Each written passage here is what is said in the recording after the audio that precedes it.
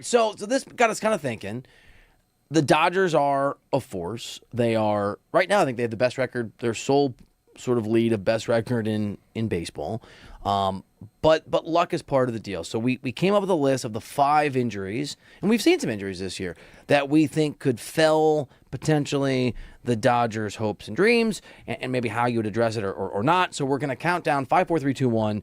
And do you want to do honorable mentions first? Or do you want to just Let's rock some honorable mentions. All right, so Pages didn't make the list, and Diaz didn't make the list, but they were close.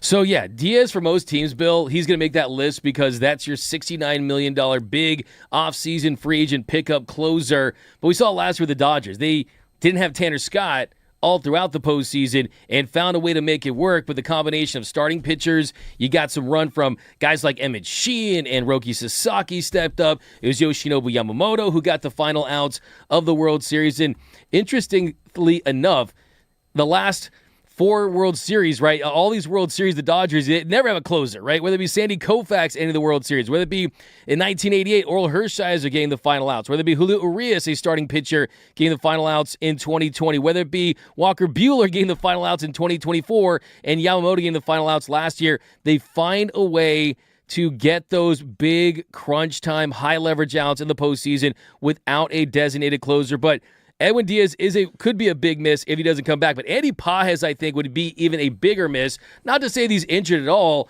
but he does play center field, and he's been an all-star bat this season. Center field, outside of catcher and shortstop, you can make a case as the third most important defensive position. He plays it at an elite level. He gives him a shot of youth, and he's big for this lineup, so can't afford to lose those 2 guys. Give a little flowers here as we try to hope that we don't have to give out bandages, in this case to Andy Pages. If we had made a list of the same list, the 5 sort of injuries we think could be the biggest problem for the Dodgers in the lead up to the season. Now, we couldn't do that because we hadn't launched yet as a station, the only station you need, 97.1 The Fan, the new voice of LA sports. But let's just say we've been on the air a little bit earlier, and we've done a list of 5 or 10 or 15. I'm not sure Andy Pages makes any of those lists. Great point. Fantastic point. What a season. Yeah, exactly. I mean, that's a credit to what this team's able to do every single year with their roster. You're also going to get different guys that kind of step up and do different things in different years, but that is one of the big storylines. I know it feels like we're almost like manifesting this. We're actually not. What we're doing is we're just pointing out how fragile a World Series roster is. We're not talking about one that makes the playoffs or the NLCS. We're talking about ones that wins the whole damn thing, and these guys staying healthy. Why'd you give me that look? What? I loved it. Well, because you made me think of my favorite, one of my 5 favorite movies of all time. I guess there's only one thing left to do.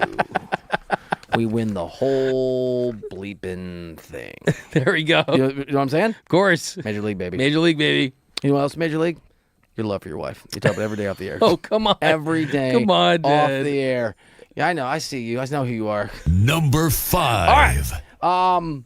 Mookie Betts. And you and I kind of went through this list, and I mean, there's a lot of you really push for Betts to be on here and not to be in the honorable mention category.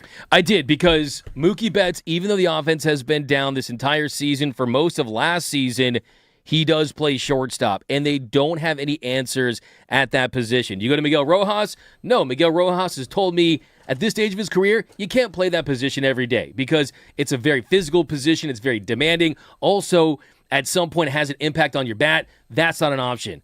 Alex Freeland hasn't played shortstop at all for the Dodgers, the big league club, for an extended period of time. Hye-Sung Kim can play shortstop. I saw the gasp. Haven't seen you wear the shirt that I gave you yet. It's all good. I keep it's leaving all it in. good. No, I keep leaving it in my backpack. Yeah. I need to get it out of the backpack into the rotation. It's okay. I drove by your house and I saw you were washing your car with it.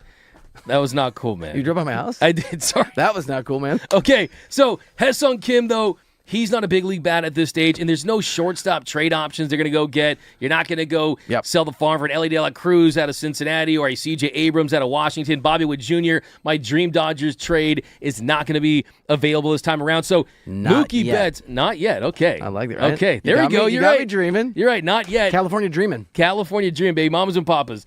But the and the Mookie Ducks and Betts, Billies. the Ducks and Billies, there we go.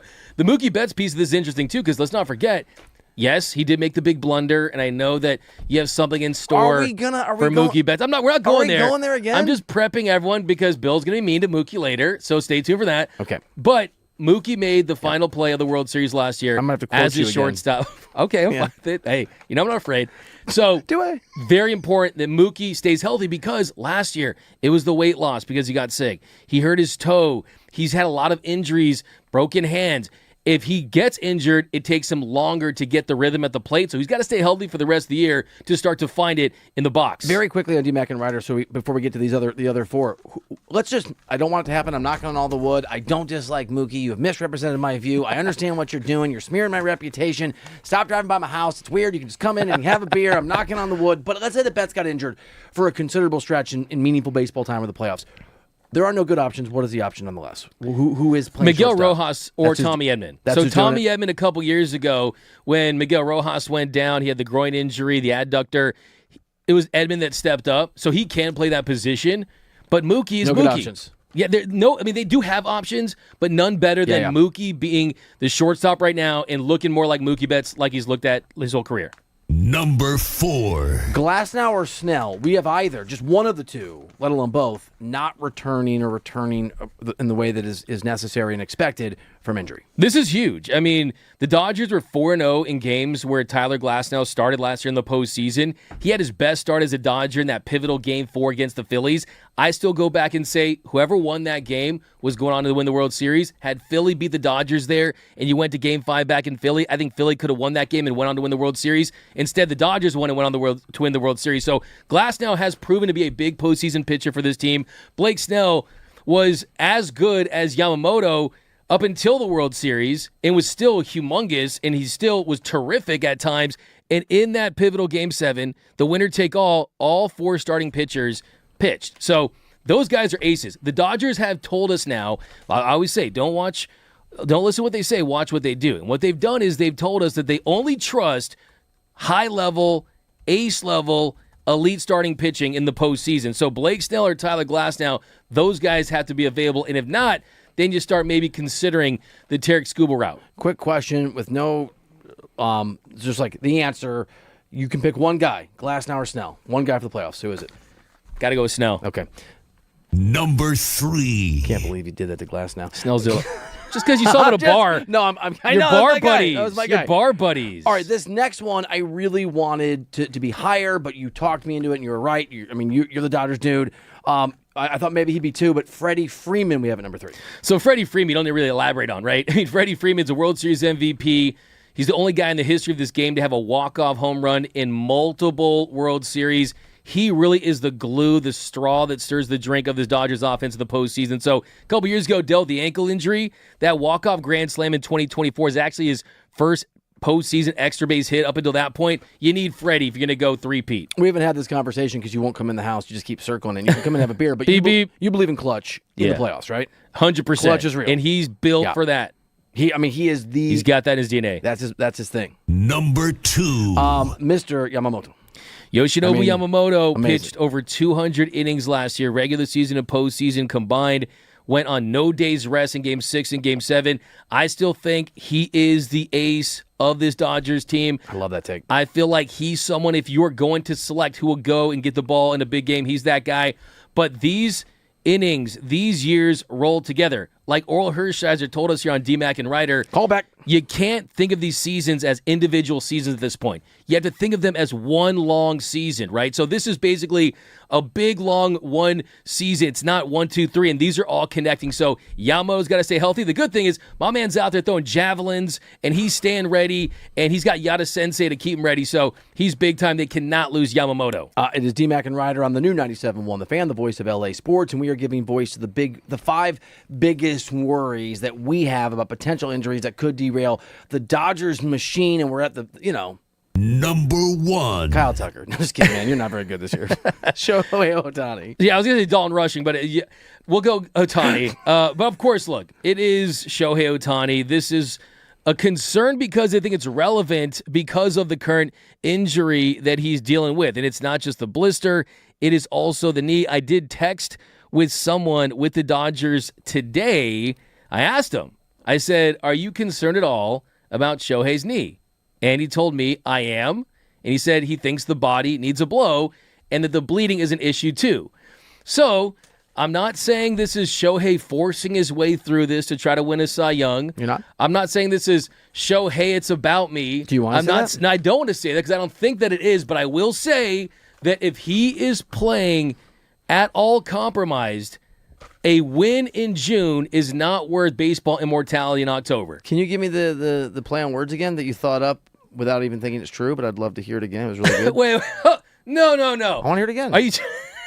That's really interesting. Thank you. So obviously, Shohei about me. Okay, I'm not saying that. I'm not saying it's Shohei about me. I do a lot of puns and wordplay, and I've never thought of that.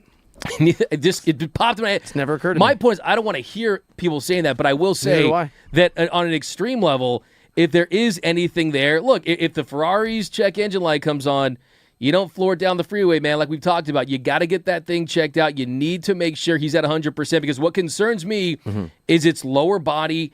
It's a knee injury that's lingered throughout his career. If it were me, and you know me, I'm Finding Nemo dad, right? I'm Marlin, right? I'm going to try to maybe take him off the shelf for a couple of starts even to make sure he's at 100%. I would call up River Ryan. I would let him make a start in place of Shohei Ohtani. And I would River think got big picture here. shelled, though.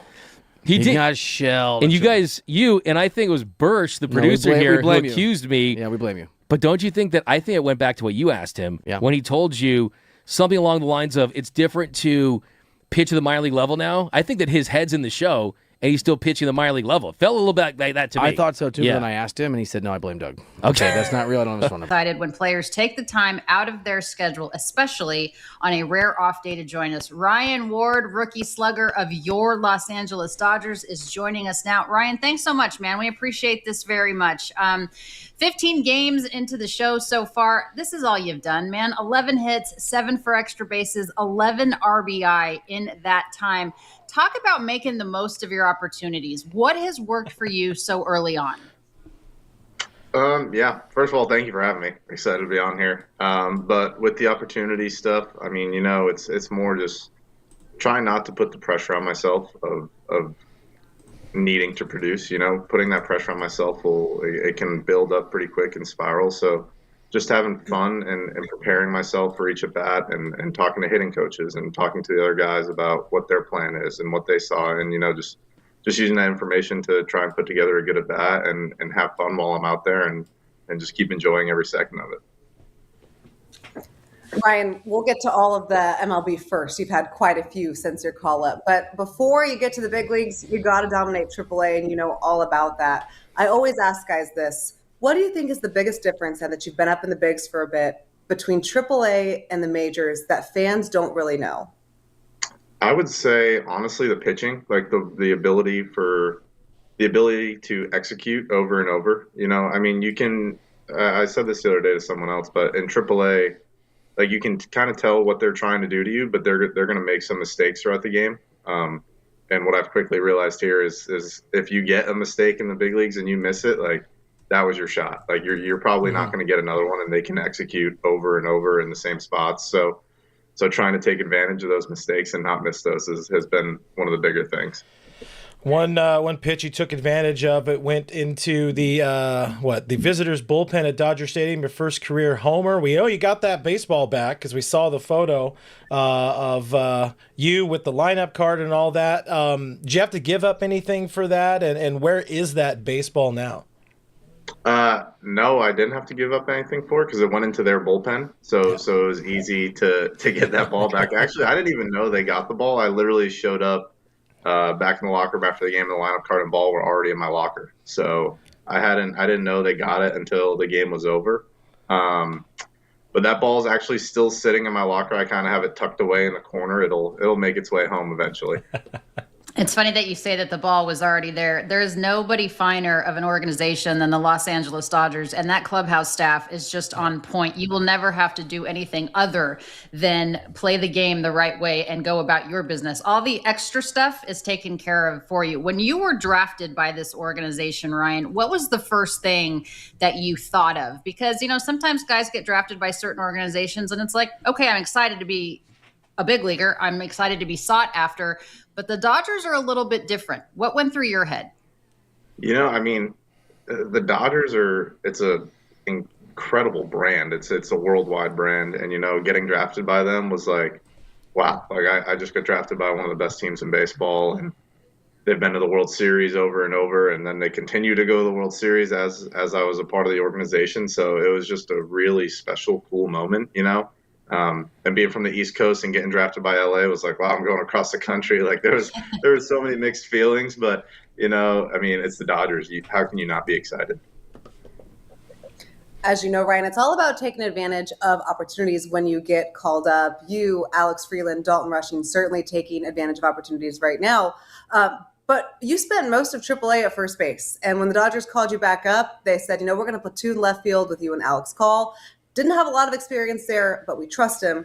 How have you adjusted to left field? What have you learned? And how has that whole experience been so far? Yeah, I mean, there was a lot of first base before I got up here in AAA. So, you know, just kind of getting my feet back under me in left field. It's something that I've done throughout the minors too, is playing the outfield, but really just taking advantage of one-on-one time with Dino and taking advantage of batting practice and getting reps during batting practice, tracking balls down and fielding ground balls and learning the fields because each corner is a little bit different. Like I remember Arizona kind of had like a little wedge out there that you had to be aware of. So just kind of keeping everything in mind and talking to Pages, talking to Dino, talking to Teo when we're in LA and just getting all their inputs on positioning and how things are going to look when I get out there and kind of just being a sponge to it all and just trusting myself out there as well. You got a lot of veterans. You got a lot of friends you've come up through the system with. Who are some guys you've kind of leaned on here in your first month and change at the big league level? Who have you leaned on the most, kind of followed around the most to try to soak up as much big league knowledge there? Yeah, I mean, pretty much everyone. I mean, I've been picking everybody's brain, whether it's on the bench or in the locker room during the games and stuff like that. Obviously, close with Freeland and Rushing as we play together, but honestly, close with Pages too. I mean, we played in rookie ball, high A, double A, triple A together. Like we pretty much came up together, obviously, until he made a jump a couple of years ago, and he's been incredible too. So a lot of good relationships, and some of the guys like Muncy who had rehabbed with us down in OKC and create relationships with them. It made it a lot easier to come up into this locker room when you have relationships established already and can kind of lean on guys like that to just get some knowledge and feel a little bit more comfortable. All right, this wasn't my next question, but I'm going to ask it. So it's a bit of a two-part question or two questions. When Max Muncy went down there, what meal did he get you guys? Well, he got us a couple because he was on the road with us too and in OKC. But really, the one in OKC that a lot of guys get is Charleston's, a little steakhouse, and everyone goes crazy for it because they got these incredible little croissants that come with it, and it's insane. I was about to say, he better have gotten you something. That man's on his way to his third All-Star game and has gotten in the bag several times. Well earned. All right, I want to ask you a little bit about being from the East Coast. You mentioned it, had to go all the way across the country when you're drafted by the Dodgers, but I too live on the East Coast, and a lot of people were clamoring for you to get the opportunity to get the call up. There's a lot of people here that know who you are, obviously. What was it like for you going to Bryant? Not necessarily a baseball powerhouse, but Ryan, if you're good enough, they're going to find you. So take us a little bit through your path to the bigs and kind of getting drafted and all of the things, kind of coming up on the East Coast instead of like a California, an Arizona, a Texas. Yeah.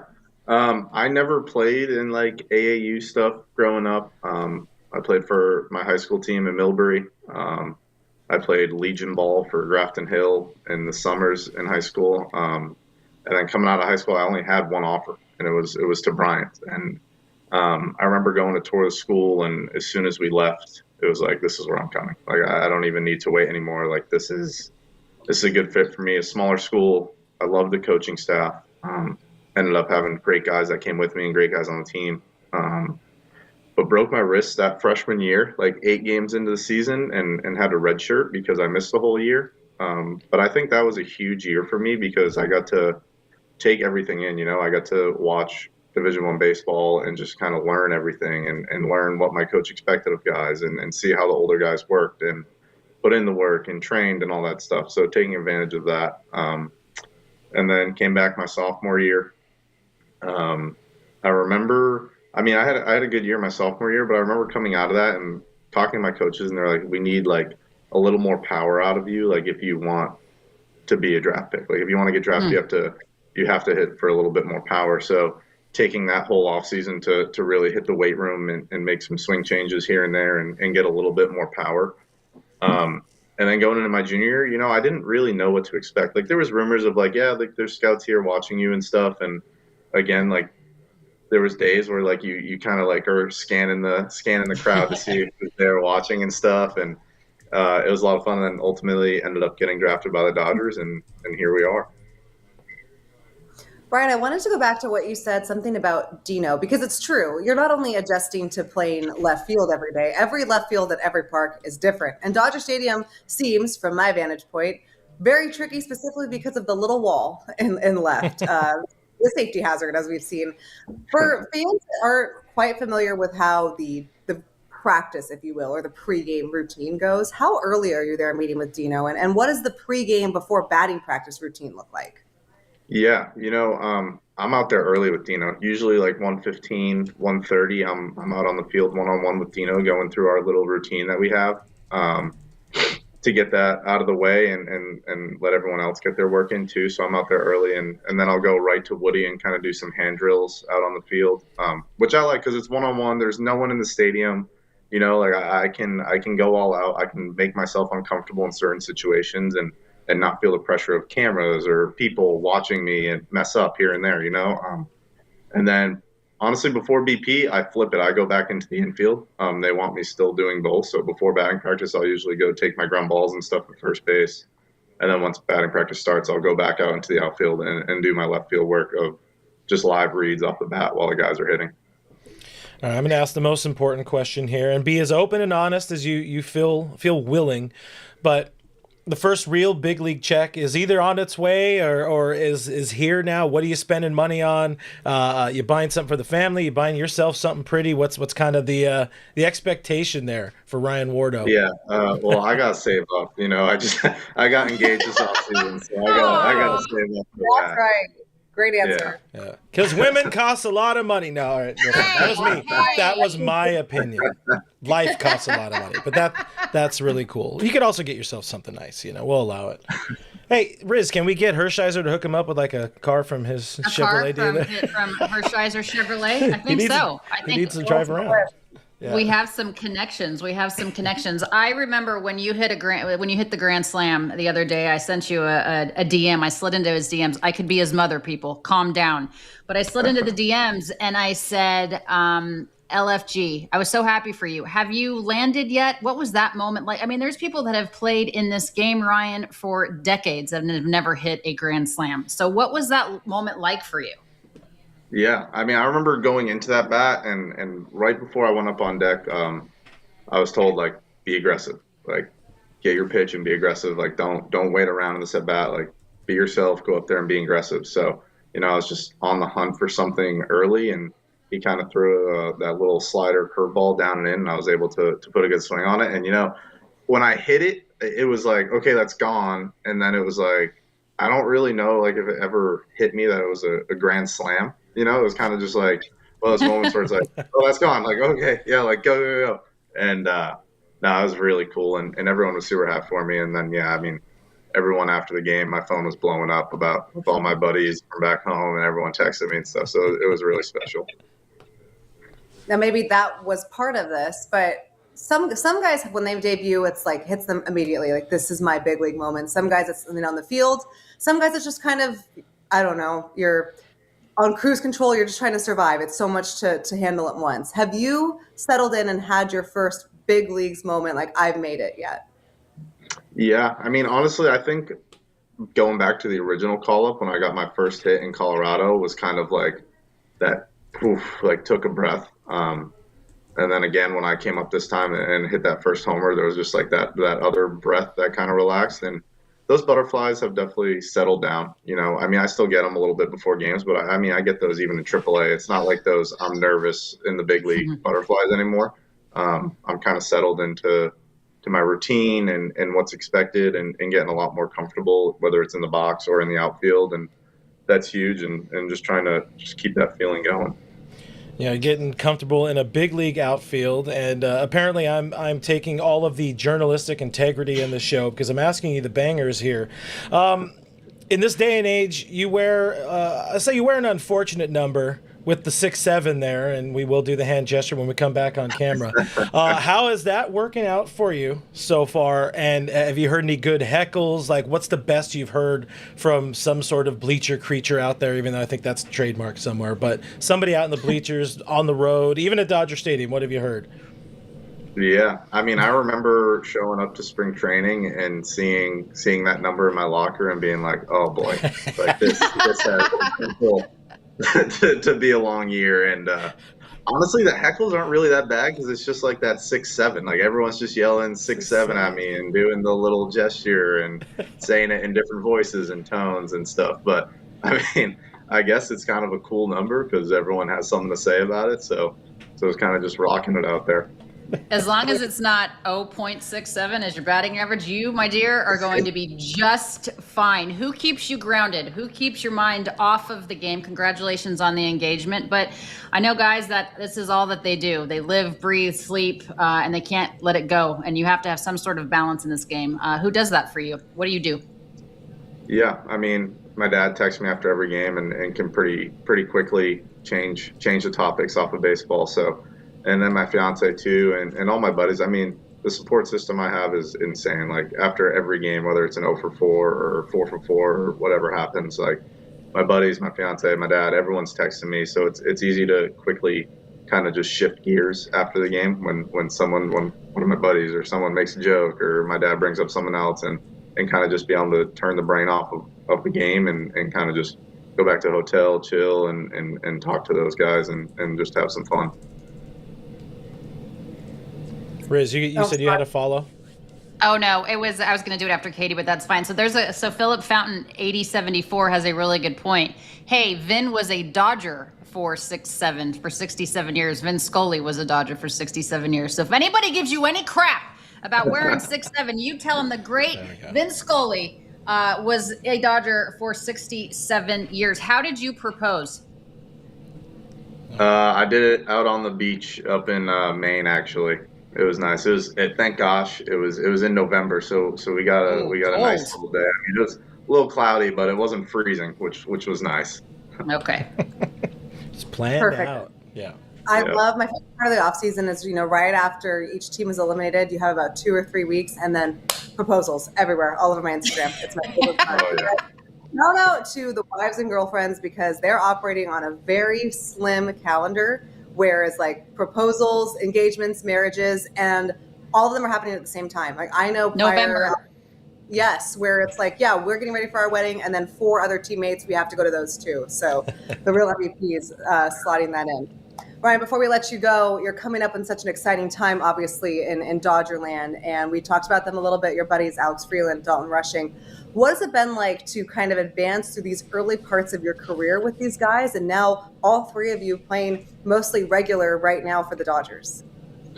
Yeah, I mean, it's really cool, kind of like I said earlier, that comfortability and watching them have success too, and it's just a special, like it's something that like when you're in the minors, like, yeah, you love playing with them, but like you don't expect to all be there at the same time. You're all competing for the same goal. So to be here at the same time and be in the lineup together and be able to just have fun and enjoy it and joke around and be excited when someone does something and pick them up when something else doesn't happen it's really cool. I mean, they're both great guys and I've played with them forever. So to be here with them is a really special opportunity, and I think we're all taking advantage of it for sure. Well, Ryan, we've taken advantage of your off day. We appreciate the time. That is Los Angeles Dodgers Major League outfielder. That is a